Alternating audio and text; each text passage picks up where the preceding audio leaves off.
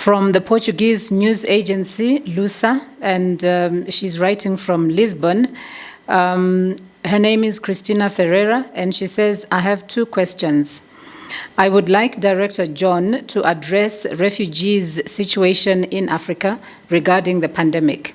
What are his main concerns?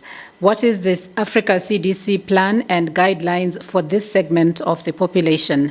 This is the part A.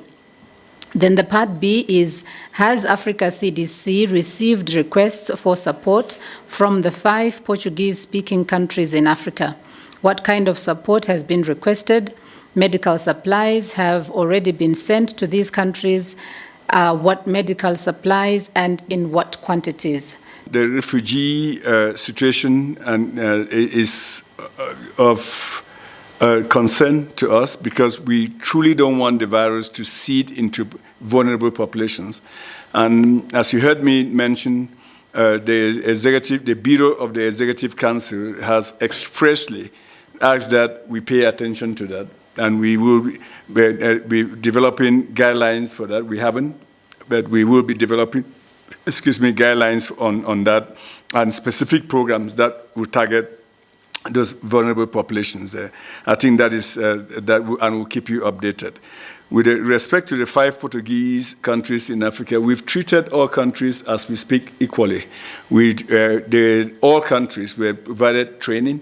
I mean, as you know, about 48 countries on the continent can test for COVID-19. That also includes the Portuguese-speaking countries. We train them all in a group. And we have distributed reagents, including 20,000 tests to all countries, including the 5 Portuguese countries.